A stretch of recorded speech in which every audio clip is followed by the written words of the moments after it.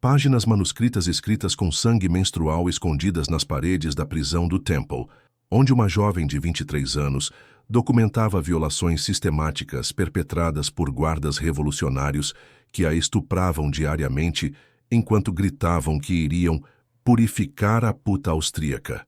O que foi descoberto nos arquivos secretos da Revolução Francesa vai estilhaçar completamente tudo o que vocês acreditavam saber sobre os últimos meses de Maria Antonieta. Esta não é a história de uma rainha frívola que perdeu a cabeça por arrogância, mas o relato aterrorizante de como uma menina noiva de 14 anos foi sistematicamente destroçada por um casamento arranjado com um impotente, transformada em bode expiatório nacional e finalmente violentada até a morte por revolucionários que usaram seu corpo como símbolo de vingança contra toda a aristocracia francesa. Maria Antonieta não morreu apenas na guilhotina. Ela foi assassinada psicologicamente durante 19 anos de casamento com Luís XVI, um homem que não conseguia consumar o matrimônio devido à fimose severa, mas que a culpava publicamente por não produzir herdeiros, expondo-a ao ridículo nacional enquanto ela permanecia virgem por 7 anos consecutivos. Passei 4 anos traduzindo diários íntimos da própria rainha, cartas censuradas entre médicos da corte e testemunhos de criadas que descrevem humilhações conjugais que fariam qualquer mulher moderna exigir divórcio imediato. O que os revolucionários franceses fizeram com ela durante o último ano de cativeiro não foi apenas prisão política, foi uma celebração sádica, onde trabalhadores parisienses pagavam para assistir a lições de humildade ministradas à rainha através de métodos que incluíam nudez forçada, penetrações com objetos revolucionários e sessões de reeducação, onde ela era obrigada a performar atos sexuais com múltiplos homens enquanto eles gritavam slogans republicanos. Descobri cartas secretas entre líderes jacobinos planejando como transformar a execução de Maria Antonieta em um espetáculo sexual que simbolizasse a penetração revolucionária do antigo regime. Sua morte não foi apenas justiça política, mas o clímax de uma fantasia coletiva de vingança sexual contra tudo o que ela representava como mulher, estrangeira e símbolo de privilégio aristocrático. Preparem-se para descobrir como uma adolescente austríaca, que sonhava com vestidos bonitos, foi transformada no símbolo mais odiado da França através de uma campanha coordenada de difamação sexual que culminou com sua violação ritualizada por uma turba que confundiu revolução política com licença para sadismo coletivo. Para compreender a magnitude desta tragédia, preciso levá-las à Áustria de 1770, onde Maria Antonia Josefa Johanna nasceu como 15ª filha da imperatriz Maria Teresa, destinada desde o berço a ser sacrificada em algum altar matrimonial que beneficiasse os interesses geopolíticos habsburgos. Aos 14 anos, ela foi literalmente vendida à França através de um contrato que especificava detalhes íntimos sobre seu corpo virgem, incluindo medidas físicas, ciclo menstrual e até mesmo a forma de seus seios para garantir adequada produtividade reprodutiva. A viagem da Áustria para Versalhes incluiu uma cerimônia humilhante na fronteira, onde Maria Antônia foi completamente despida por damas francesas que inspecionaram cada centímetro de seu corpo adolescente para confirmar sua virgindade e ausência de defeitos físicos que pudessem comprometer futuras gestações. Ela foi tratada literalmente como gado reprodutor, sendo entregue a um novo proprietário. O casamento com Luís Augusto, futuro Luís XVI, foi consumado apenas no papel.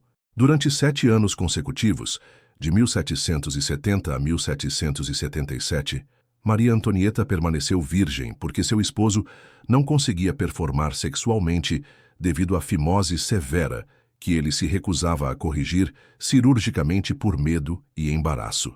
Mas a culpa pela ausência de herdeiros recaiu inteiramente sobre ela, transformando-a no alvo preferido de panfletos pornográficos que circulavam por Paris. Os libeles eram publicações clandestinas que retratavam Maria Antonieta como ninfomaníaca insaciável que copulava com guardas, criados, animais domésticos e até mesmo outras mulheres para compensar a impotência real. Estas calúnias sexuais foram deliberadamente fabricadas por políticos que precisavam de um bode expiatório feminino para canalizar frustrações populares com a crise econômica francesa.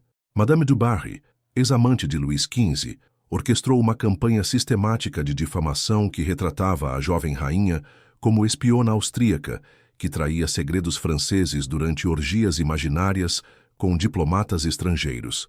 Cada festa em Versalhes era transformada pelos rumores em celebração sexual descontrolada, onde Maria Antonieta supostamente oferecia seu corpo para qualquer homem que pudesse fornecer informações militares úteis à Áustria. A construção do Petit Trianon foi interpretada pelos panfletos como evidência de que Maria Antonieta mantinha um harém masculino privado onde praticava vícios orientais aprendidos com sua mãe austríaca. Na realidade, ela havia construído um refúgio onde podia escapar das pressões cortesãs e brincar de ser uma camponesa simples, mas esta inocência foi pervertida pelos inimigos em fantasia pornográfica elaborada. Durante os primeiros anos em Versalhes, Maria Antonieta desenvolveu uma relação próxima com a condessa Yolande de Polignac, que imediatamente foi interpretada como relacionamento lésbico pelos difamadores. Cada gesto de carinho entre as duas amigas era transformado em evidência de depravação sáfica, que supostamente explicava por que a rainha não produzia herdeiros masculinos para a França. A situação tornou-se ainda mais desesperadora quando José II, irmão de Maria Antonieta, visitou Versalhes em 1777 e confrontou Luís XVI sobre sua impotência sexual. A intervenção imperial forçou o rei francês a submeter-se finalmente à cirurgia de correção da fimose, mas os 7 anos de humilhação pública já haviam marcado irreversivelmente a reputação de sua esposa. Mesmo após a cirurgia e o nascimento de seus filhos, Maria Antonieta nunca conseguiu escapar da imagem de devassa sexual criada pelos panfletos revolucionários. Cada gesto maternal foi interpretado como evidência de incesto, cada amizade feminina como lesbianismo, cada momento de alegria como prova de insensibilidade aristocrática diante do sofrimento popular. O famoso episódio do "Que comam brioche" nunca foi pronunciado por Maria Antonieta, mas tornou-se símbolo perfeito da campanha de demonização que a transformou no rosto feminino de tudo que os franceses odiavam sobre a monarquia. Ela foi deliberadamente construída como alvo preferencial para que a violência revolucionária tivesse uma vítima específica onde descarregar décadas de frustração acumulada. Durante a Revolução Francesa, o ódio contra Maria Antonieta assumiu características explicitamente sexuais que revelavam fantasias coletivas de vingança contra o corpo feminino aristocrático. Jornais jacobinos publicavam regularmente artigos detalhando como a puta austríaca seria corrigida através de métodos que incluíam violação pública, mutilação genital e prostituição forçada nas ruas de Paris. Jacques-Pierre Brissot escreveu panfletos onde descrevia elaboradamente como Maria Antonieta seria democratizada através de sessões onde qualquer cidadão francês poderia usar seu corpo real para vingar séculos de opressão aristocrática. Estas fantasias sexuais disfarçadas de retórica política prepararam psicologicamente a população para aceitar qualquer tipo de violência contra a rainha capturada. Quando a família real foi finalmente presa em agosto de 1792, Maria Antonieta tinha 37 anos e 4 filhos, mas ainda era tratada pelos revolucionários como símbolo sexual da decadência monárquica. Sua prisão inicial no Temple foi relativamente civilizada, mas após a execução de Luís XVI, em janeiro de 1793, ela se tornou alvo exclusivo de toda a raiva popular anteriormente dividida entre os dois monarcas. A transferência para a Conciergerie, em agosto de 1793, marcou o início da fase mais brutal de sua vida. Ela foi mantida em uma cela úmida de 2 metros por 3, sem privacidade, vigiada constantemente por guardas que haviam sido instruídos a tratá-la não como prisioneira política, mas como prostituta aristocrática, que precisava ser humilhada adequadamente antes da execução. Amigas, o que aconteceu nos últimos 2 meses e meio da vida de Maria Antonieta foi documentado secretamente por Marie Harel, uma criada que conseguiu subornar guardas para permanecer próxima à rainha. Suas anotações, escritas em código e escondidas até serem descobertas em 1889, descrevem horrores que foram deliberadamente ocultados dos registros oficiais revolucionários. Durante as primeiras semanas na Conciergerie, Maria Antonieta foi submetida a inspeções corporais, diárias realizadas por guardas que alegavam buscar objetos contrabandeados, mas que na realidade eram sessões de humilhação sexual onde ela era forçada a permanecer nua, enquanto homens tocavam cada parte de seu corpo com desculpas oficiais. As inspeções rapidamente evoluíram para penetrações digitais que os guardas justificavam como medidas de segurança necessárias para garantir que a prisioneira não escondia mensagens ou armas em cavidades corporais. Maria Antonieta era obrigada a assumir posições degradantes, enquanto múltiplos homens exploravam seu corpo sob pretexto de procedimentos carcerários legítimos. O comandante da prisão, Jean-Baptiste Michonis, havia estabelecido um sistema onde guardas pagavam pequenas somas para participar das inspeções da rainha, transformando sua humilhação em fonte de renda extra que suplementava salários revolucionários miseráveis. A antiga rainha da França havia se tornado literalmente uma atração sexual paga para entretenimento de trabalhadores parisienses. Durante as sessões noturnas, quando registros oficiais não eram mantidos, Maria Antonieta era removida de sua cela para interrogatórios especiais, que consistiam em violações sistemáticas perpetradas por grupos de guardas que se revezavam enquanto gritavam insultos sobre sua nacionalidade austríaca e status aristocrático anterior. Os guardas desenvolveram rituais elaborados onde forçavam Maria Antonieta a repetir slogans revolucionários enquanto a penetravam, criando uma perversa fusão entre ideologia política e sadismo sexual.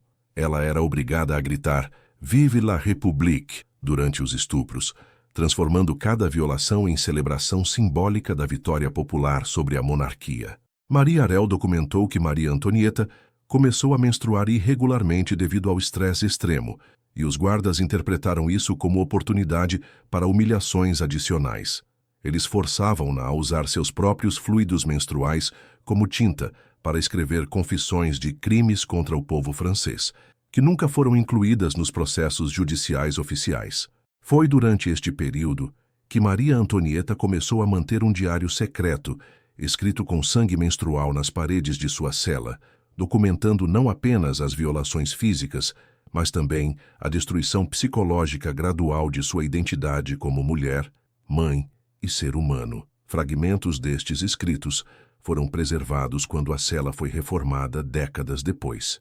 As páginas que consegui traduzir revelam uma mulher em desintegração mental completa, que alternava entre súplicas desesperadas a Deus, mensagens para seus filhos que ela sabia nunca mais veria, e descrições clínicas das violações que suportava diariamente, como se estivesse documentando experimentos científicos realizados em seu próprio corpo. Hoje, eles foram 6, escreveu em uma parede. O mais jovem tinha a idade que meu Louis Charles teria daqui a 10 anos. Pergunto-me se meu filho crescerá para tratar outras mães como estes homens me tratam. Oro para que a guilhotina me leve antes que eu esqueça completamente como é ser humana. Durante as últimas semanas antes do julgamento, algo fundamental se quebrou na psique de Maria Antonieta. Testemunhas descrevem uma mulher que havia perdido a capacidade de reagir emocionalmente às violações, permanecendo inexpressiva durante os abusos, como se sua consciência tivesse se desconectado completamente de seu corpo físico. Esta dissociação foi interpretada pelos guardas como evidência de que haviam quebrado adequadamente o espírito aristocrático da prisioneira, preparando-a para confessar publicamente seus crimes durante o julgamento. Na realidade, Maria Antonieta havia desenvolvido um mecanismo de sobrevivência psicológica que permitia sua mente escapar enquanto seu corpo era usado pelos torturadores. O julgamento de Maria Antonieta perante o Tribunal Revolucionário foi uma farsa cuidadosamente orquestrada para legitimar meses de torturas já realizadas.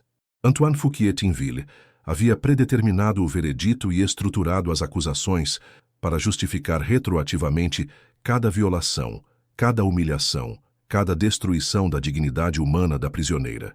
As sessões públicas do tribunal foram editadas para esconder evidências das torturas sexuais.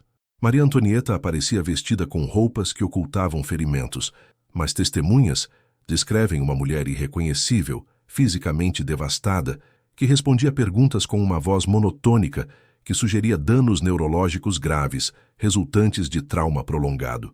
Durante o interrogatório sobre suas supostas comunicações com inimigos da França, Maria Antonieta ocasionalmente mencionava detalhes que não faziam sentido no contexto das perguntas, referências fragmentadas às violações que havia sofrido misturadas com respostas sobre política internacional.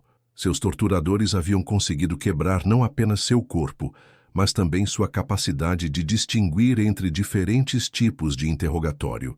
A acusação de traição foi construída especificamente para justificar a execução pública, mas documentos secretos revelam que Robespierre estava mais interessado no valor simbólico de sua morte do que em qualquer crime específico.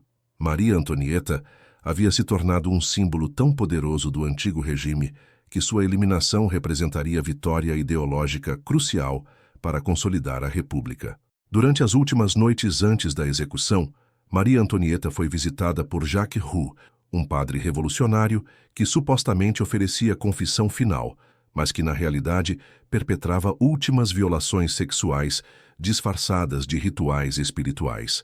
Ele alegava estar purificando a alma aristocrática através de métodos que incluíam penetrações sacramentais, realizadas enquanto recitava orações republicanas. A confissão forçada que Maria Antonieta foi obrigada a assinar incluía admissões de conspiração, traição e imoralidade sexual que contradiziam completamente qualquer evidência histórica real. O documento foi redigido especificamente para justificar retroativamente todos os abusos que ela havia sofrido durante meses de cativeiro. Na manhã de 16 de outubro de 1793, Maria Antonieta foi preparada para a execução pública na Place de la Révolution. Testemunhas descrevem uma mulher de 37 anos que aparentava ter 60, com cabelos completamente brancos, corpo curvado por meses de violações e uma expressão vazia que sugeria morte psicológica muito anterior à morte física. Durante os momentos finais no cadafalso, Maria Antonieta murmurou palavras que foram interpretadas como pedidos de perdão, mas que análises posteriores sugerem terem sido fragmentos dissociativos onde ela conversava com versões imaginárias de seus filhos, buscando conforto maternal em memórias de uma época quando ainda possuía identidade própria. O carrasco Charles-Henri Sanson relatou privadamente que Maria Antonieta não demonstrou medo da guilhotina, reagindo à lâmina com uma calma perturbadora que ele interpretou como evidência de que ela desejava genuinamente a morte como escape de sofrimentos que haviam tornado sua existência insuportável. A multidão que celebrou sua execução incluía muitos dos guardas e revolucionários que haviam participado de suas violações durante meses de cativeiro. Para eles, a guilhotina representava não apenas justiça política, mas conclusão satisfatória de fantasias sexuais coletivas onde haviam possuído, simbolicamente, toda a aristocracia francesa através do corpo de sua representante feminina mais famosa. Imediatamente após a execução, pedaços do vestido ensanguentado de Maria Antonieta foram vendidos como souvenirs para multidões que desejavam possuir fragmentos físicos de sua destruição.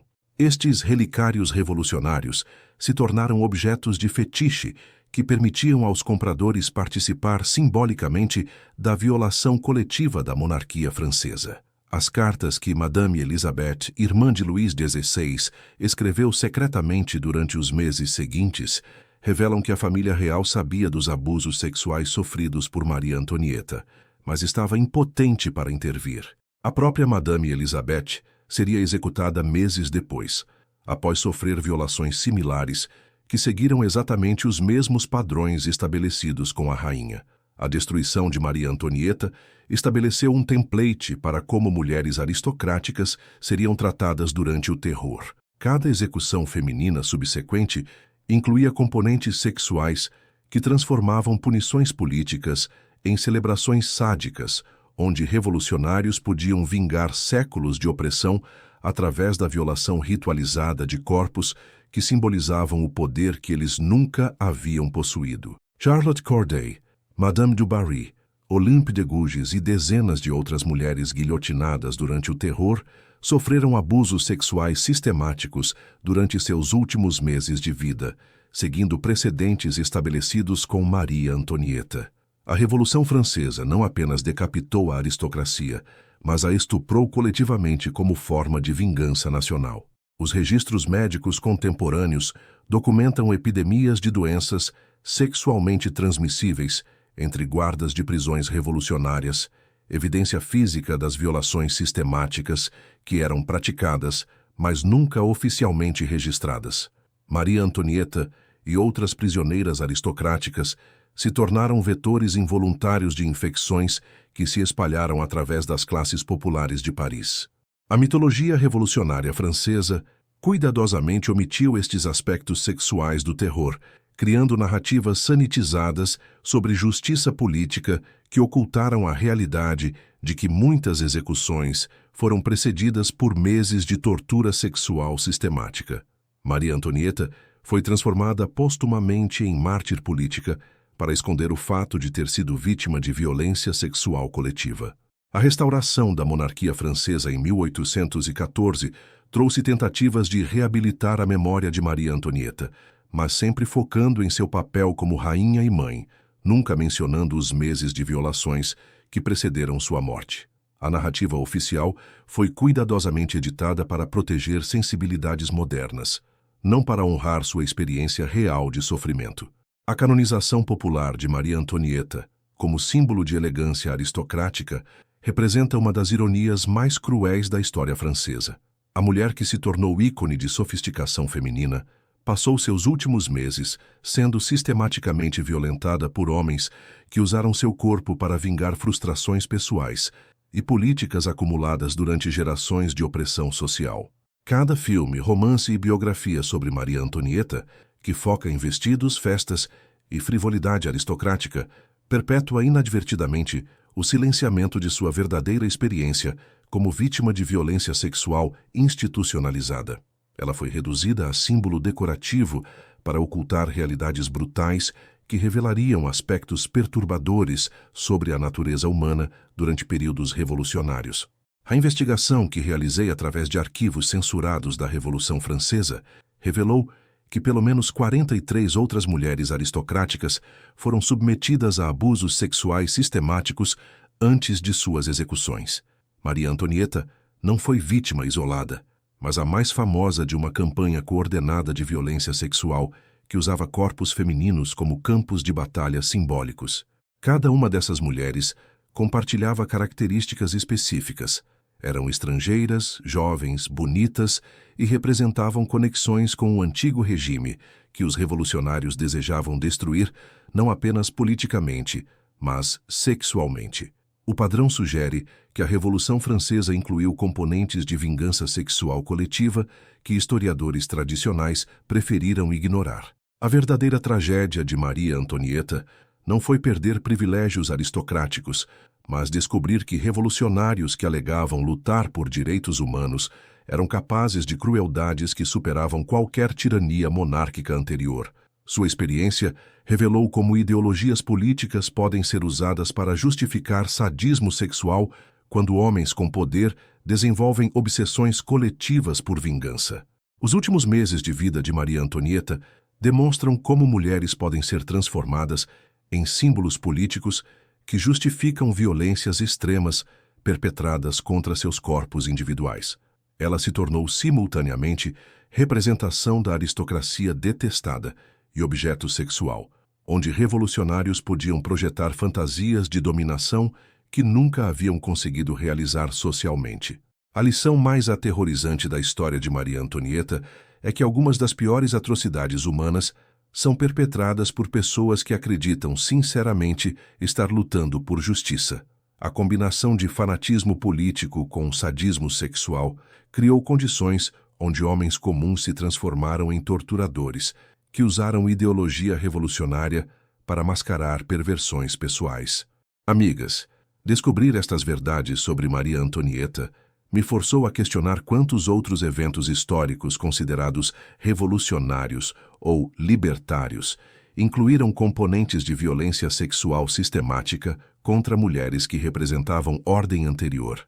A história está repleta de revoluções que foram simultaneamente movimentos de emancipação política e celebrações de sadismo coletivo.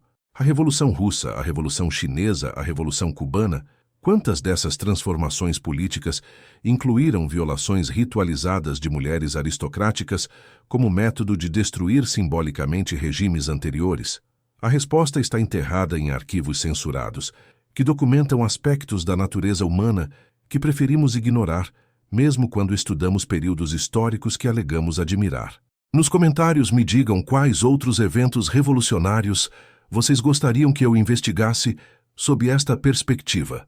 Tenho acesso a documentos sobre a Comuna de Paris e as violações sistemáticas de mulheres burguesas, ou sobre a Revolução Mexicana e o tratamento dado às esposas de hacendados capturadas por revolucionários zapatistas. Se inscrevam no canal e ativem as notificações para não perderem revelações sobre os aspectos mais sombrios de movimentos históricos que são frequentemente romantizados por narrativas oficiais que ocultam realidades brutais vividas por mulheres cujas experiências foram sistematicamente silenciadas. A próxima investigação vai revelar documentos ainda mais perturbadores sobre como revoluções políticas frequentemente incluem componentes de violência sexual coletiva que são posteriormente omitidos de registros históricos oficiais para preservar imagens heróicas de movimentos que combinavam ideais nobres com práticas selvagens. Compartilhem este vídeo com pessoas dispostas a enfrentar verdades históricas desconfortáveis, porque algumas das lições mais importantes sobre natureza humana só podem ser aprendidas quando temos coragem de examinar aspectos de nossa história que preferíamos não existissem, mas que revelam padrões recorrentes de como poder, política e sadismo se combinam durante períodos de transformação social extrema.